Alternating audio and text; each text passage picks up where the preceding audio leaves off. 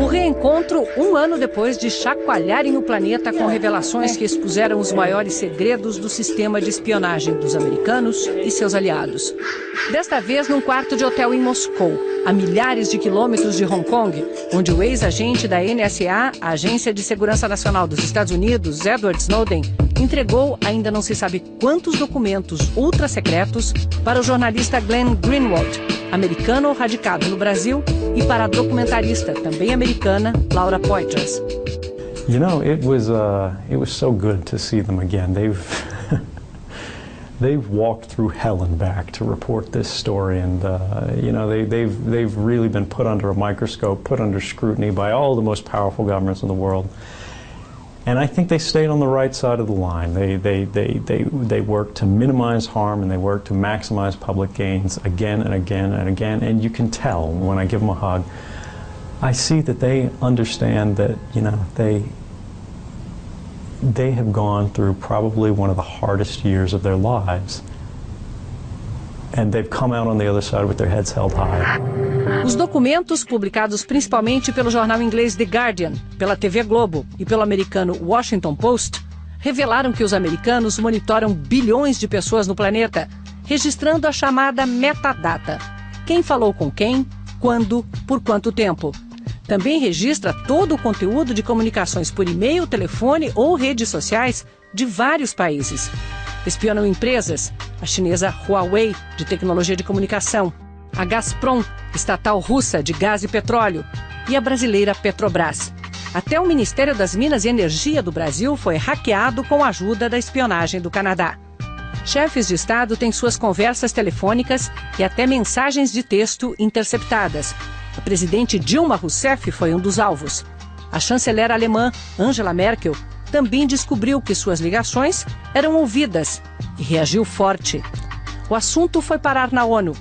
Embaraçou autoridades americanas, pegas no flagra, espionando aliados. E Snowden, que de Hong Kong tentava fugir para a América do Sul, foi parado no meio do caminho. O governo americano revogou seu passaporte. Snowden ficou quase 3 meses no limbo, na área de trânsito do Aeroporto Internacional de Moscou, sem poder entrar no país nem sair. Em agosto do ano passado, conseguiu asilo na Rússia.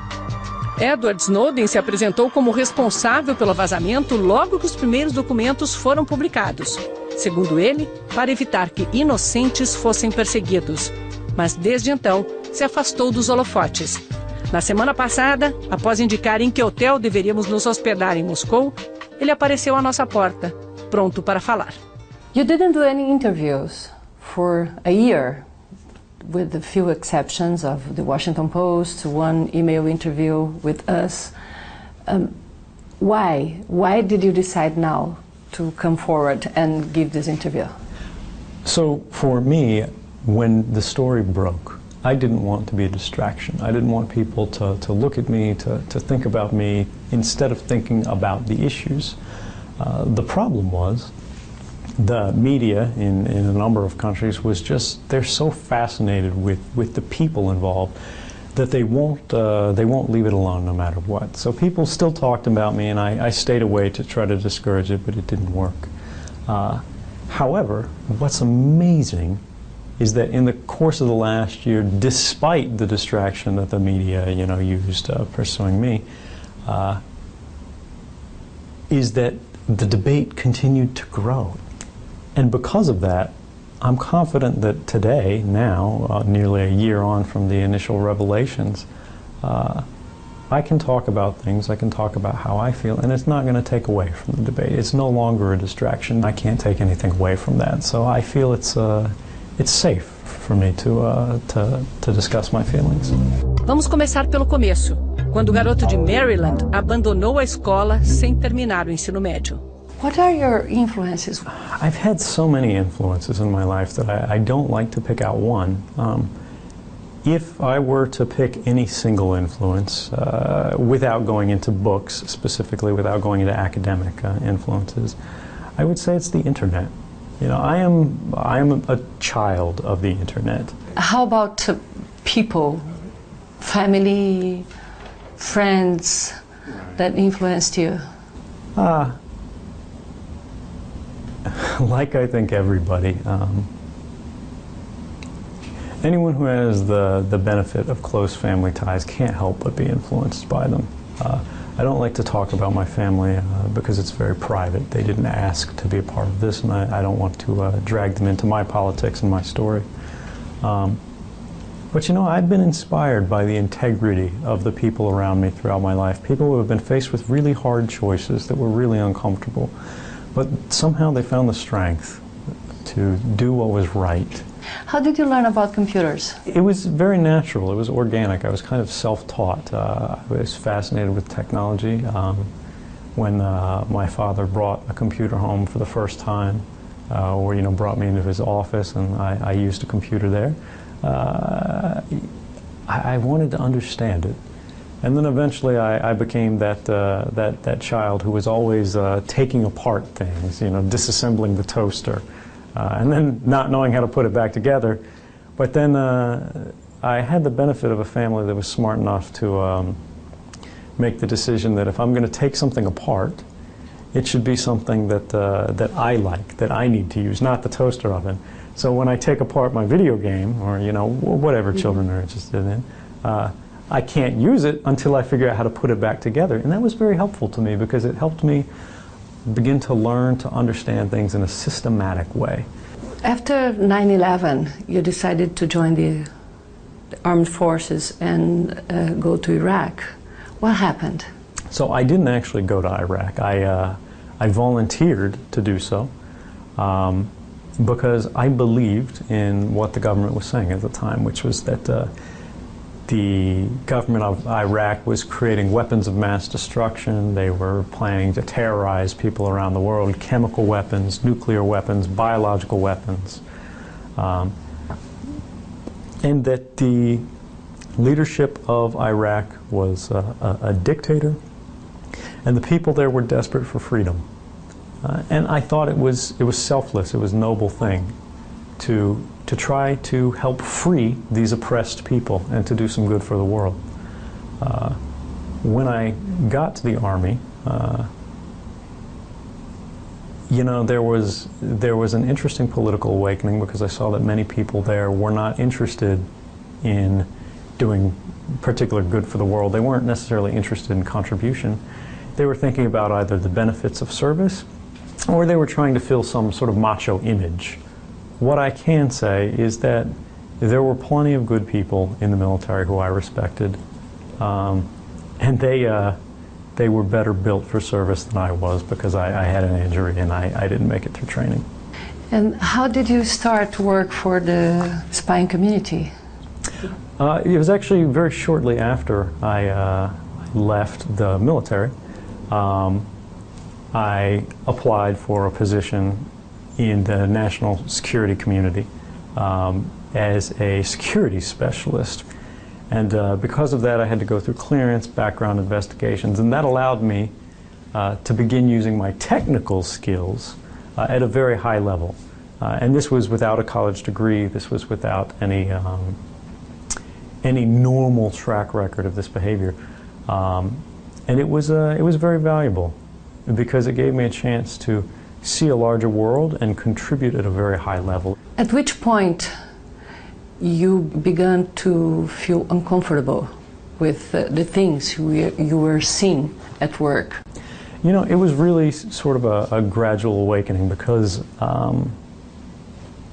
I've always been what I call a true believer in the value and decency of the United States and its traditions, our Constitution, our Bill of Rights, our protections for freedom of speech, freedom of association, the right to a fair trial, due process, face your accusers, self-defense, all of these things that have existed for hundreds of years. So it was very difficult for me to become skeptical that there were officials in our government that weren't really interested in our traditions, that weren't really interested in our values, so much as they were interested in the pursuit of power.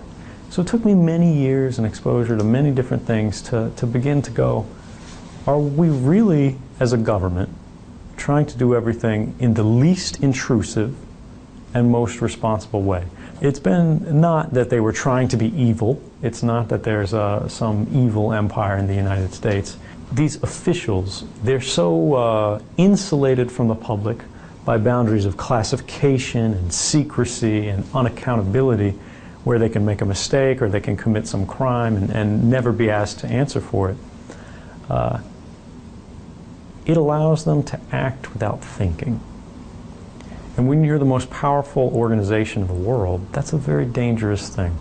But one bad decision from the most powerful government official in the world can affect millions of lives, even billions. And because of that, we need to have very strict controls, and we need to have a very high standard of responsibility in the top officials of our governments.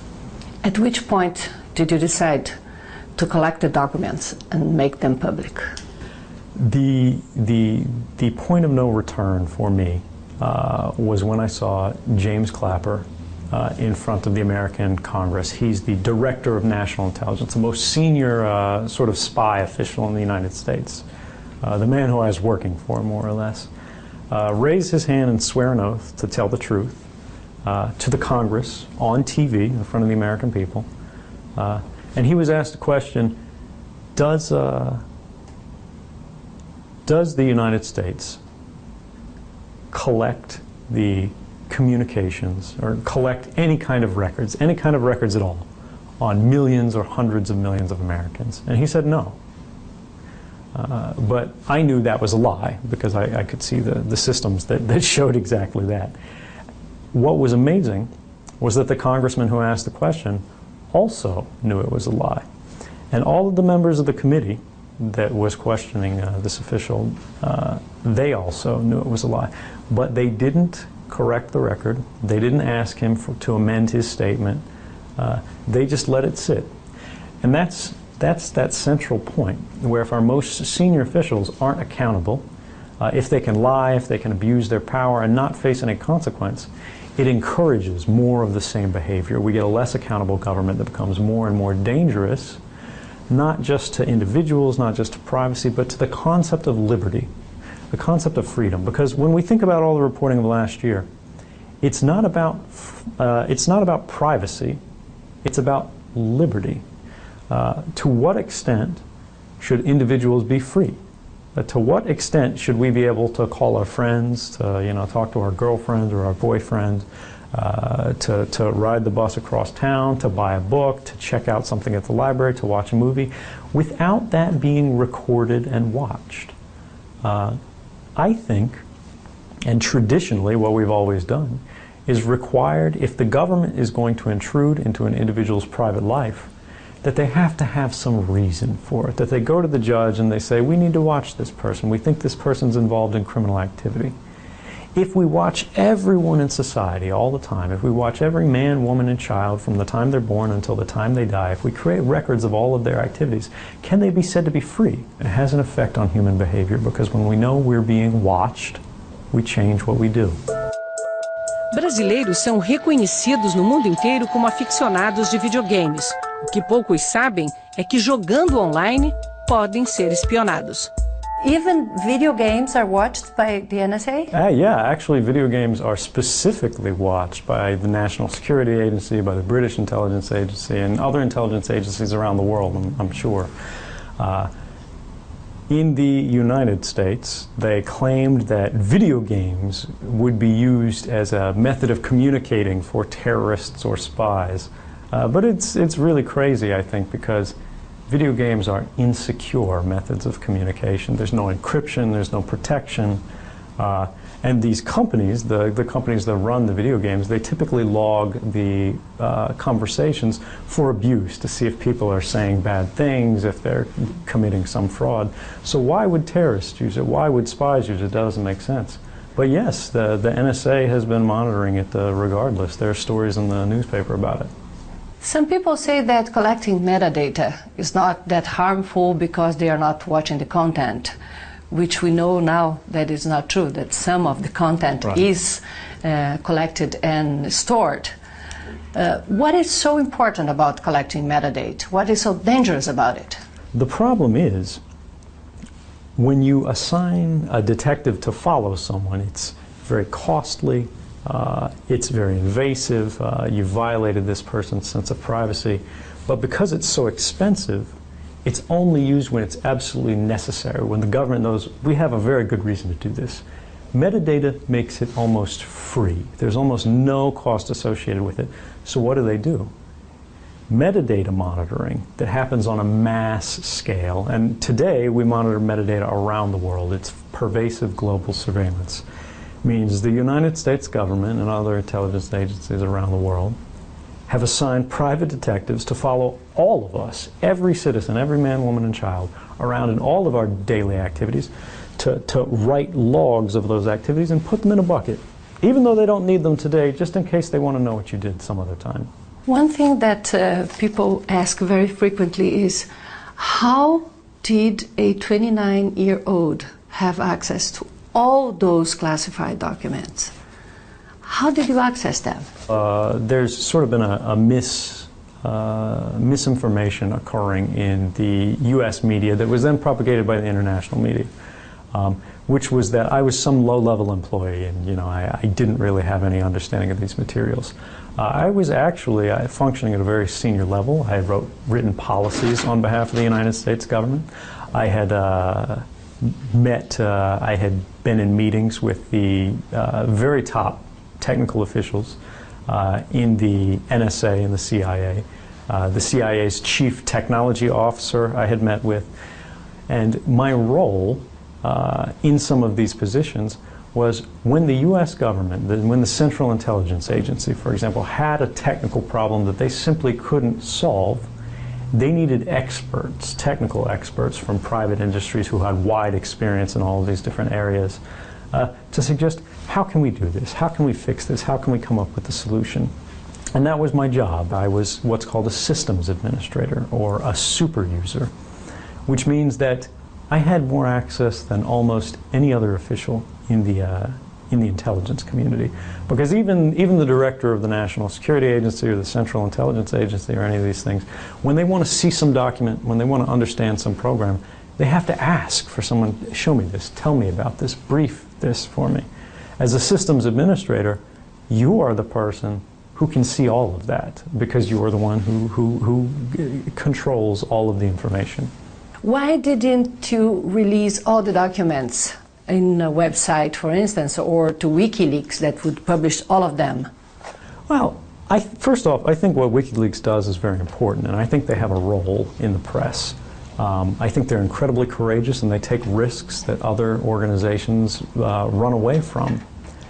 At the same time, I had a very specific intention that I wanted to approach in my own way. I could have taken these materials and published them online myself, just, sort of thrown them up in the air and let anybody go through them.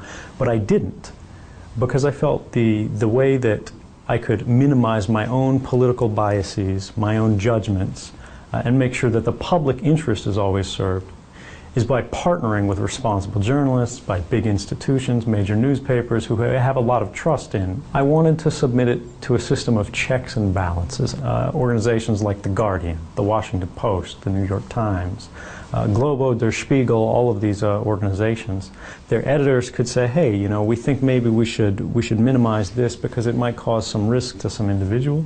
And then they could go to the government and ask the government, is this dangerous? Is there something we don't know about this story? Can you tell us something that we should avoid, that we should remove, just to be safe?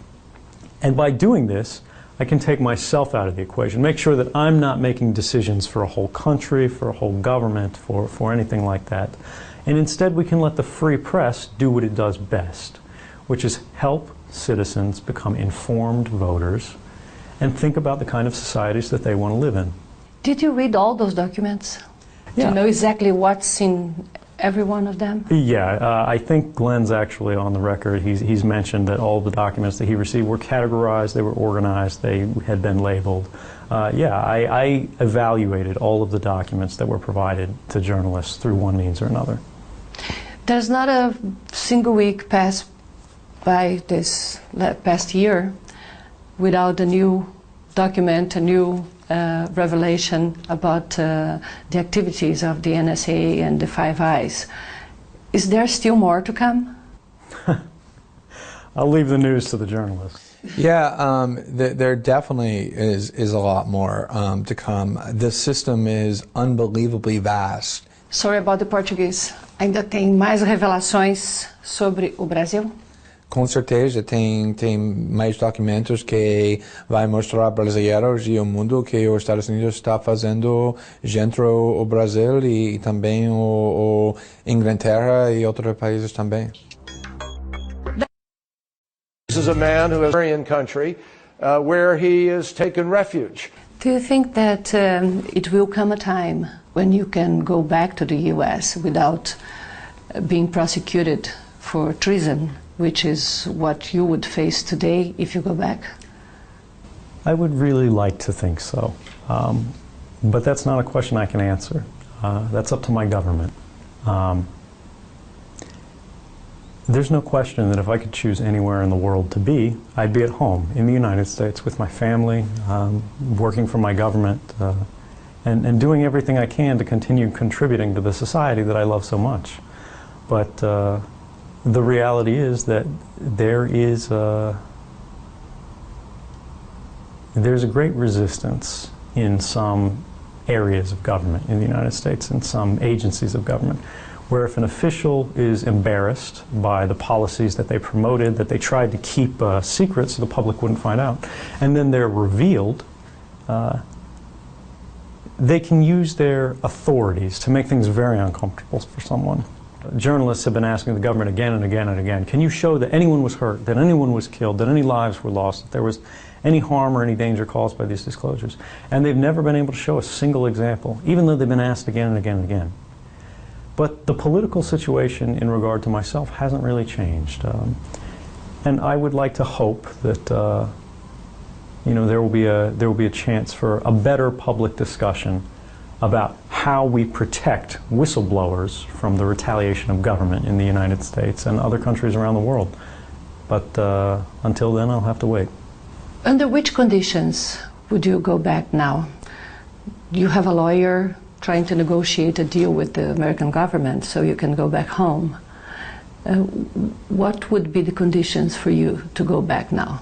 My legal team has a representative for the government to contact us to be able to have discussions. If the government believes we can help them protect some material, if they think we can contribute in some way, or if they are interested in coming to some kind of resolution that serves the national interest and is fair to all parties, which I think is clear. I don't think the United States government gains anything from trapping me in Russia, and I certainly don't prefer to be trapped in a foreign country. But as far as conditions, that's not for me to say. That's up to the government. Do you still have some documents with you? No. Because I knew I would be traveling through Russia, and I know Russia has a very sophisticated, professional, and aggressive intelligence service, I didn't want there to be any risk of espionage or that somebody could ask me for information, so I destroyed my custody of documents before I transited through Russia. Some people in the US, and it was published by major newspapers, speculated that the Chinese had your laptop drained before you left China. Right. This was a famous accusation made by members of Congress who had been embarrassed by these because they were responsible for the policies that have been revealed, and they needed some kind of attack, some response. So they said that I didn't know what I was doing. I was some guy who had all these laptops full of information just spilling out of these computers, and I walked through China and they drained them. They put a buck under it and they stole these secrets. But it's really crazy because I was a cybersecurity expert. I taught officials at the Central Intelligence Agency, Defense Intelligence Agency, National Security Agency, how to protect themselves in areas like China against specifically these kind of things. Some members of the Congress say that you are a defector. How do you see yourself? So this is another one of those attacks where they use the same thing. The government calling someone a defector is very normal. It's like they're reading from a script. The bottom line is you can't be a defector unless your loyalties have changed to an enemy of the state. And my loyalties haven't changed. I work for the United States government. Even today, I work for the people of my country. I don't work against them. I don't want to bring down the government. I don't want to destroy the NSA. I want to improve them. I want to make them better. Would you be willing to face court in the U.S.? I would love to face court in the U.S. If they reformed the Espionage Act to allow people to make a real defense. Right now, the Espionage Act is a very unusual law. It prohibits people from making certain defenses. I can't even argue my case to the jury. I can't say that I was serving the public interest. They don't see a difference between someone who sells a list of agents' names to have them executed to an enemy country during a time of war, and someone who takes information about government abuses and gives them to the press to report in a responsible way. But as it stands now, there is no chance for me to make a case. There is no fair trial waiting for me at home. Why China and Russia? So I never chose to go to Russia. It wasn't a final destination. I was actually on my way to Latin America. I even had a ticket booked. This is public record. Where to in Latin America? Ecuador at the time. There were pictures of journalists on the plane to Havana from Moscow looking at my seat. But the problem was, as I wanted to board the plane, the United States had canceled my passport. They had revoked it and said, no, he can't travel anymore, because they wanted to freeze me in place. And at the time, they didn't have any effective criticism of me. They didn't have any way to go after my reputation. So I believe that a political decision was made that if they trapped me in Russia, they could say he's a Russian spy without having to prove it. I think it was done for political purposes. Since the moment you were spirited away by those two Chinese lawyers in Hong Kong to the moment you could leave the airport here, how was that? How did you go through that period? It was incredibly tense. You know, there was a level of uncertainty where you don't know what's going to happen that same night. You don't know what's going to happen when you go to sleep. You don't know if there's going to be a knock on the door. You don't know if there's going to be people who break down on the door. All you can do is trust that you're doing the best you can to do what is right. And maybe you make some mistake, maybe you don't do things perfectly, but as long as you're motivated to good ends, you're careful, you're responsible, and you make sure that even if you don't succeed in creating some gigantic public benefit, if you at least cause no harm, you can be confident that no matter what happens, no matter whether you end up in jail, no matter whether you end up dead, you can be confident and comfortable with the decisions you've made, and that's how I felt. Fiquei numa sala, tiveram 6 agentes diferentes que eles estavam entrando e saindo. Em agosto do ano passado, o brasileiro David Miranda, companheiro de Glenn Greenwald, foi detido por 9 horas no aeroporto de Londres, acusado de terrorismo. Ele trazia documentos vazados por Edward Snowden da Alemanha para o Brasil. How did you react when you learned about David Miranda being detained at Heathrow Airport? I was shocked. I mean, I don't tell the journalists how to work or what to do, so I'm not sure exactly how they operate, but it's my understanding that David Miranda was working for The Guardian at the time. They had paid for his flight, and he was working as a sort of correspondent role for them. And for the British government to accuse someone working as a journalist of engaging in terrorism is a shocking claim. After being trapped at the airport without this kind of pressure, you could relate to the situation, right? Well, I think he had a much tougher time than I did. Yeah, it's not knowing what's going to happen to you. Losing your sense of agency, losing your ability to determine your own future is a deeply intimidating thing. And the fact that he could remain so committed to his principles in a situation like that, I think says very good things about him. Was that the way you felt? Yeah. Well, wait, about him? About yourself. Oh. losing the ability of determining your future, to be the agent of your... Absolutely. When I went public in Hong Kong, I wrote a statement that said my intention was to ask the world for justice, and that's why I made these claims for asylum. When you take your future and you put it in someone else's hands like that, it's scary, because you have to believe in the goodness of people every day, at every hard decision, at every difficult point. How's your life here in Russia? You know, it's really not as bad as they say. There are, no country is perfect, and Russia has some political policies that I disagree very strongly with. They monitor the internet in ways I consider inappropriate. They regulate the press in ways that I think no government should do. But my day-to-day life, it's much better than prison. Can you go out? Yeah, sure, why not? You're not seclusive? No. Well, I'm naturally seclusive because, again, child of the internet, right? Some people... So your life is online? Right. Some people, they want to go see landmarks, they want to visit tourist locations. Yeah, I would rather read, I would rather write, I would rather communicate, discuss issues with my friends, with the people I trust, and try to build things, to try to engineer things, to try to create solutions and sort of improve the world around me in the best way that I can. Do you have any kind of security?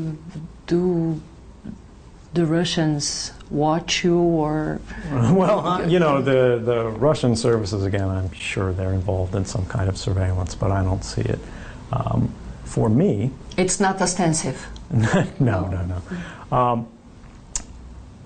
For me, if I need security, I hire security, but I prefer to be open and independent as much as I can. I can't, for safety reasons, get into where I live and how I travel. But I would say I live a surprisingly open life. People don't recognize you on the streets? They recognize me when I go to computer stores. But when I'm in the grocery store, when I'm looking at magazines, things like that, nobody really recognizes me. You blend in. Yeah, Do you wear any disguise, or you just go out it's with probably the better, Edward Snowden face? Probably better if I don't answer that one. What do you miss most? My family, of course.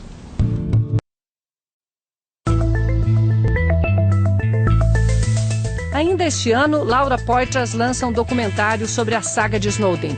E Glenn Greenwald acaba de publicar simultaneamente em 25 países o livro Sem Lugar para se Esconder, no qual conta os bastidores das reportagens que ganharam os maiores prêmios de jornalismo este ano. Most journalists, they have to fight for months in order to have a source that will open up, that will give documents, a good story. And in this case, you had to insist for months for Glenn Greenwald to install a encryption program so he could have the documents. And you almost lost the opportunity of doing the breaking news of a lifetime. Yeah, I think the reason why I like to tell this story, even though, some people say, oh, it seems embarrassing for you to tell, is because it makes some important points. The reality of what happened is, he didn't contact me and say, hi, I'm Edward Snowden, I work at the NSA, I have, many thousands of top secret documents I would like to give you, and then I just ignored him. What actually happened was that he was very afraid, in retrospect, for reasons that we now all understand were very valid, that if he were to speak to a journalist without it being very protected through encryption, there was a very good chance that the United States government would know that he was going to do what he did. And so he was very worried and basically unable to tell me anything about what it was that he wanted or what it was that he intended to do. All he was really saying was very vaguely, I have some things I want to talk to you about. And until he told me things about him and what he had, I wasn't really making him a priority. And until I made him a priority, he couldn't really talk to me about what he is. So it really underscores that this surveillance that he has helped bring to light is not just a threat to privacy, and it's not just a threat to democracy, that it all takes place in secret. It's also a threat to journalism. So it worked out in the end. He was very persistent. He went to Laura Poitras, of course, who did have encryption, and then she involved me. But that difficulty, the reason I tell that story is to encourage journalists and everybody to use encryption, but also to show how dangerous of a world it is when the government can know everybody who's talking to everybody else. If I could follow up on that, I would say one of the most important things for me about that situation is that it's a case study of how encryption is so important but also so difficult to use. Nobody's communications are going to be secure, whether they live in Brazil, whether they live in the United States or anywhere else, unless we all have access to these tools and they're invisible to us. Without you having to install programs, without you having to learn all these things, but it happens by default, without anybody making special steps, because people naturally, we can't be bothered. Were you frustrated when he didn't install the encryption program? I think it's fair to say yes. I mean, I tried several times, several ways. But I also expected that was a possibility. I mean, it's a big ask, and it's reasonable. Everybody expects journalists to, have priorities. They're busy people. They've got stories they're working on. And if you're just some guy saying, "Hey, I've got something you need to know, but I need you to do this really complex, difficult thing," it's understandable. Documentos vazados por Snowden e mostrados pela TV Globo tiveram grande impacto no Brasil. Were you able to follow those stories from here? I was, and I was fascinated by them and the reaction to them. It's amazing that in every country in the world, people highly value privacy. Nobody wants to be spied on. We feel the sense of violation. And when we think about it objectively, we go, what were you hoping to find? There's really no explanation, no justification for the U.S. to be spying on Brazilian oil companies. Why does, the American president want to read Dilma Rousseff's emails? What's the benefit? What's the gain? Now, there has been some argument from the president of the United States saying that he was unaware of these programs. And to some extent, that may be true. He has also agreed with me that these programs are not helpful, that they don't have any value, that they haven't saved any lives, they haven't promoted the interests of the United States, and for that reason he ended them. He said, no, why are we spying on these people? Just stop, it's not helpful. Were you able to watch President Dilma's speech at the UN? I was inspired by that speech. It was incredible because the Brazilian president was the first president, I think, that took a very strong leadership role on saying, we have a right to be left alone, we have a right to speak, we have a right to communicate, we have a right to associate freely without being monitored, without being watched. And these are not civic rights, these are not national rights, these are human rights. The progress that we've seen in Brazil with the passage of bills like Marco Civil are extraordinary, but they're only the beginning. They don't go far enough. We can't just give speeches, we can't just pass national laws, we can't just make small changes. We have to create an international standard through which our rights are respected, they're codified in law, and they're enforced through the standards of our technology. How do you think that we as individuals and society, as a community, can protect ourselves against this? So one of the biggest solutions to this is technical. We need governments to invest in education and research in mathematics, in technology, that will allow us to secure communications not just in some city, not just for some service, but for the entire world. And the way we do that is through advances in technology and the standards that are used to secure them, the standards that we all agree to communicate by. Because Brazil could pass the best law in the world for protecting their citizens' privacy, but as soon as a Brazilian citizen's emails leaves the borders of Brazil and goes to another country, that country has the choice of going, oh, do I follow this law, do I not follow this law? nobody will know. If we enforce our values through technology, that problem is solved. Every now and then, American press says that you would offer Brazil information in exchange for asylum. Is that an offer on the table? Absolutely not. I could not be more clear. First off, I don't have any documents to offer. Secondly, even if I did, I would never trade secret information or cooperate with some government in exchange for asylum. Asylum has to be granted on humanitarian grounds. It has to be granted to protect political rights or the right to safety. This whole topic about sort of negotiating for asylum, I think, is improper. If Brazil wants to offer asylum, if they want to stand for human rights, if they want to protect the rights of whistleblowers, I think that's a good thing, and I would certainly encourage and support it, whether it's in my case or in the case of anyone. But I would never engage in any kind of sort of deal or quid pro quo exchange. It's been a year since the first revelation, and very soon it's going to be a year since your asylum here was granted. What's next when it expires? My asylum does end, I believe, the very beginning of August, and I still do need to receive permanent asylum. And if Brazil and the petition and the efforts there results in the government offering asylum or some other kind of permanent status, I would be more than happy to accept it.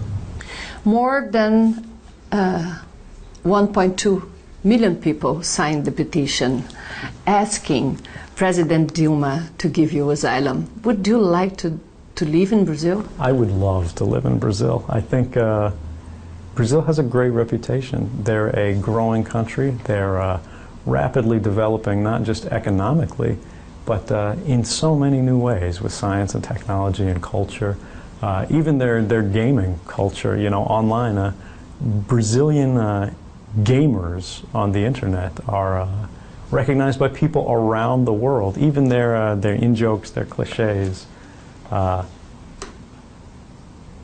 Brazil is a country that I would love to go in. I would love to live in Brazil. And,